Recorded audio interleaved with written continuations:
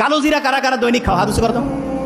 আচ্ছা, অনেকে কালো জিরা খায় না। শোনো, আমি তোমাকে সত্যি কথা বলি, কালো জিরা ব্রেইনের যে ইনফেকশন হয় না, ব্রেইনের খোসর মোসর, এইটা ধ্বংস করতে, এইটার বিরুদ্ধে ফাইট করতে সবচেয়ে ভালো একটা উপাদান হচ্ছে কালো জিরা। কি নাম বলো?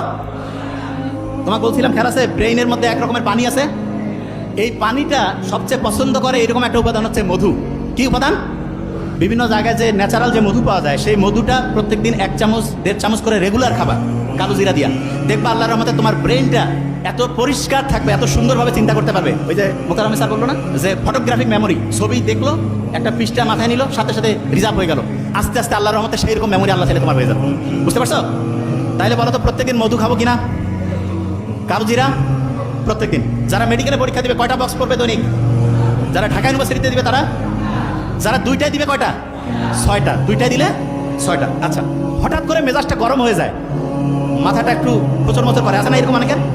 ওই সময় একটা কাজ করবা, সেটাকে বলি, ওই সময় খুব সহজ কাজ, সেটা হচ্ছে কি জানো? চোখ বন্ধ করবা। করো করো, করছো? চোখ বন্ধ করে চিন্তা করো যে তুমি যে জায়গায় চান্স পাইতেছো সেই জায়গায় চান্স পেয়ে গেছো। চিন্তা করো তো, ভালো লাগতেছে? আচ্ছা, একটা জিনিস বলি, পরীক্ষার হলে অনেক সময় খেয়াল পড়ে না, তখন চোখ বন্ধ করলে পড়াটা মাথায় আসে না। কারণটা কি জানো?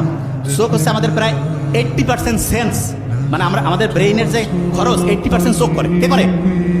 শোনো, একজনের চোখের দিকে তাকালে বোঝা যায় না সত্যি বলতেছে না মিথ্যা, এ ভালো চাচ্ছে না খারাপ, বোঝা যায় না? বলে না, চোখটা মানুষের মনের যে প্রতিচ্ছবি, সেটা চোখের মাধ্যমে প্রকাশিত হয়। তোমার একটা পড়া মনে আসতেছে না, তার মানে ব্রেইনে যে জায়গায় পড়াটা রাখছো সেই জায়গা থেকে নেটওয়ার্ক ঠিকভাবে কানেকশন পাচ্ছে না। কানেকশন করার জন্য অনেক সময় তুমি দেখবে হঠাৎ করে তোমার বাসায় কারেন্ট লো ভোল্টেজ হয়েছে বা কারেন্ট চলে গেছে, তখন আমরা এরকম করি না, কিছু কিছু জিনিস বন্ধ করে দিয়ে ফ্যানটা আর যেটা খুব প্রয়োজনীয় সেটা চালু রেখে আমরা সব বন্ধ করে দেয়, যে ভোল্টেজটা একটু ঠিকভাবে এটা পাও। ঠিক তেমনি করে তোমার ব্রেইনের ভোল্টেজে তখন কম বেশি হয়েছে, এই ভোল্টেজটা তখন কিভাবে আসবে? ঠিক চোখ বন্ধ করছো, করছো না? তখন এই শক্তিটা তো খরচ আর হচ্ছে না, তখন ও খুঁজতেছে পড়াটাকে, এবং পড়াটা খুঁজে আলহামদুলিল্লাহ চলে আসবে। আরেকটা জিনিস দেখবা, হঠাৎ করে তোমার একটা পড়া মাথায় আসতেছে না, দেখিও পরীক্ষার হল থেকে বাড়িয়েছো, ওই সময় মাথায় আসছে, এরকম হয় না? আচ্ছা, অনেকে কবে এটা কেন হয়? বলি একটা জিনিস, ব্রেইনের একটা অসাধারণ বৈশিষ্ট্য হচ্ছে কোনো প্রেশার নিতে চায় না, প্রেশার নিতে চায় না। তার মানে তুমি পরীক্ষার হলে পরীক্ষা দিচ্ছ, তোমার একটা পড়া মাথায় আসতেছে না, ওই যে জায়গা থেকে বেরিয়েছিলাম, প্রথম কাজ হচ্ছে চোখ বন্ধ করা। কি করবা? বলো না কেন? চোখ বন্ধ করার পরে উপরে শ্বাস নাও,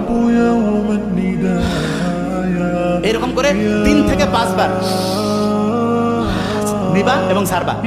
ওই সময় ব্রেইনের যে জায়গাটায় তথ্যটা রাখছিলা সেটার সাথে নেটওয়ার্কিং ব্যবস্থাটা স্ট্রং হয়ে যাবে, দেখবা যে ইনশাআল্লাহ কার মাথায় চলে আসে। আর যদি না আসে তখন ওই প্রশ্নটা একটু রিজার্ভে রাখবা, রেখে ওই জায়গাটা ফাঁকা রেখে অন্য জায়গায় হচ্ছে পড়া শুরু করবা, অন্য জায়গায় লেখা শুরু করবা, এবং করার পরে হঠাৎ করে দেখবা চট করে মাথায় চলে আসছে, হয় না?